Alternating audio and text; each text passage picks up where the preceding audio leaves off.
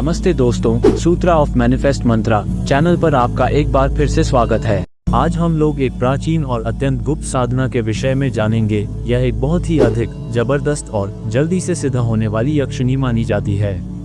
ये यक्षिणी अन्य यक्षिणियों से अलग है और इस साधना को बिना गुरु के भी कर सकते हैं। आज हम जिस यक्षिणी के बारे में बताने जा रहे हैं इसे जलवासिनी यक्षिणी के नाम से जाना जाता है। इस मंत्र जाप से आप इस यक्षिणी को सिद्ध भी कर सकते हैं और इसी मंत्र की सहायता से आप समुद्र में छिपे रहस्य को भी जान सकते हैं। महासागर का शांत विस्तार, उसका विशाल जल जो क्षितिज तक फैला है, यहीं भूमि और जल के बीच के इस सीमांत स्थान में हमारी साधना प्रारंभ होती है। समुद्र जीवन के रहस्यों और अनंत संभावनाओं का स्रोत है। समुद्र अनादि काल से मानव प्रयास का साक्षी रहा है, लेकिन इसकी गहराई में ऐसे रहस्य छिपे हैं जो केवल उन लोगों के लिए सुलभ हैं जो उन तक पहुंचना जानते हैं। जलवासिनी की प्राचीन कथा के आधार पर सबसे चमत्कारिक शक्तियों वाली एक दिव्य शक्ति, अनगिनत खजानों की संरक्षक, यह अलौकिक शक्ति जो पानी के क्षेत्र में निवास करती है, उन लोगों को आशीर्वाद और उपहार प्रदान करने के लिए जानी जाती है जो उसे शुद्ध हृदय और अटूट समर्पण के साथ बुलाते हैं।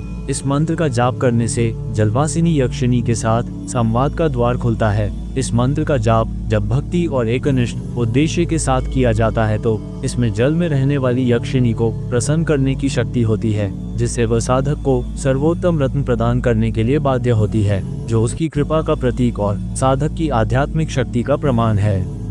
साधना या आध्यात्मिक अभ्यास की विधि जितनी विशिष्ट है उतनी ही गहन भी है। इसमें साधक से न केवल मंत्र का जाप करने की मांग की जाती है, बल्कि एक ऐसे स्थान की भी मांग की जाती है जो यक्षिणी की तात्विक शक्ति समुद्र के साथ सामंजस्य में हो। समुद्र तट पर बैठकर जहां पृथ्वी, जल और वायु के तत्व मिलते हैं, साधक को 1,00,000 बार मंत्र का जाप करना होता है। ये कार्य कमजोर दिल वालों के लिए नहीं है। ये धीरज, विश्वास और आध्यात्मिक लालसा की परीक्षा है। जलवासिनी यक्षिणी की अवधारणा और खजाने की संरक्षक के रूप में उनकी भूमिका का उल्लेख विभिन्न प्राचीन ग्रंथों और संस्कृतियों में किया गया है।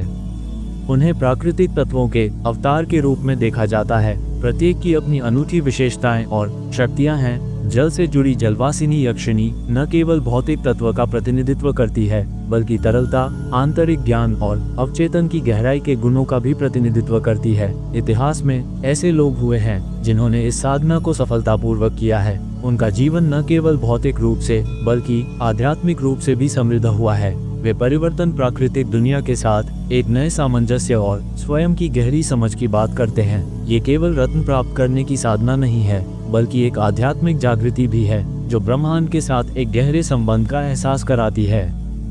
जो भी इस साधना को सच्चे मन से करता है तो ये यक्षिणी उस साधक को भौतिक और आध्यात्मिक दोनों प्रकार के खजाने प्रदान करती है। इसलिए मेरे साथ बने रहिए और चैनल को लाइक, शेयर और सब्सक्राइब करना ना भूलें।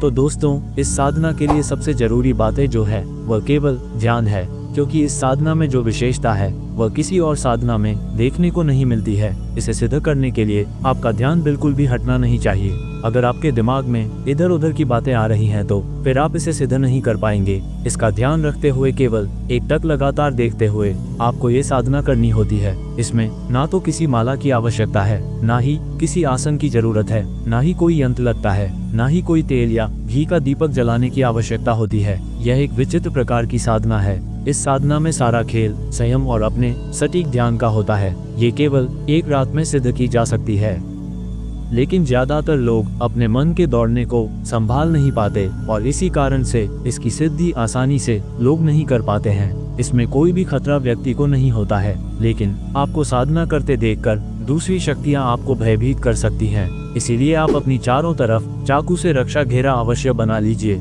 वह किसी भी साधारण शक्ति का रक्षा घेरा होना चाहिए, क्योंकि केवल साधारण भूत प्रेत ही आपको परेशान कर सकते हैं और कोई शक्ति आपको परेशान करने नहीं आएगी। इस यक्षिणी को सिद्ध करने के पीछे बहुत बड़ी संख्या रहती है, क्योंकि सभी जानते हैं इस साधना में केवल लाभ ही लाभ है। यह एक अत्यंत ही गोपनीय साधना है और कोई भी इसे सिद्ध करके अपने कार्यों को अंजाम देते थे। इसी कारण से यह एक प्रसिद्ध साधना बन गई। फिर इस साधना का प्रयोग लोग बुरे कामों में करने लगे। इसी को रोकने के लिए इसे छिपा दिया गया और ये साधना अब प्राप्त नहीं होती है। आप लोगों के लिए यही अत्यंत गुप्त साधना मैं लेकर उपस्थित हुआ हूँ। इस साधना में आपको एक दिन पहले से तैयारी करनी शुरू कर देनी है। पिछले 24 घंटे में आपको केवल सफेद चीजों का ही इस्तेमाल करना होगा, जिसमें दूध, खीर, चावल, सफेद रंग की बनी मिठाई, इन्हीं का ही भोजन आपको करना है। इस साधना से 24 घंटे पहले से ही केवल यही भोजन आपको लेना है। आप इस साधना के दौरान सफेद रंग के वस्त्र पहनेंगे। इस साधना में जितना बढ़िया ध्यान आप लगाएंगे, जलवासिनी के आने की संभावना उतनी ही अधिक बढ़ जाएगी, क्योंकि यह केवल एक रात में सिद्ध हो जाती है। इसलिए लगभग सभी लोग इस साधना को अवश्य ही करने की सोचते हैं। बड़ी साधना से सभी लोग भागते हैं, सभी लोग छोटी साधनाएं करना चाहते हैं।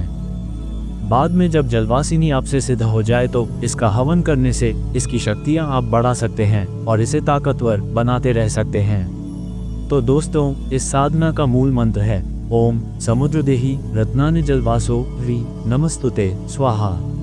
समुद्र तट पर बैठकर इस मंत्र का 1 लाख जप करने से जलवासिनी यक्षिणी प्रसन्न होकर साधक को उत्तम रत्न प्रदान करती हैं। इस तरह साधक जलवासिनी यक्षिणी साधना करके अपनी मनोकामना पूर्ण कर सकता है। तो दोस्तों, अगर आपको यह वीडियो पसंद आया हो तो लाइक करें, सब्सक्राइब करें और बेल आइकन दबाएं, ताकि आपको हमारे हर नए वीडियो का नोटिफिकेशन सबसे पहले मिल सके। अगले वीडियो में हम एक नई साधना लेकर आएंगे।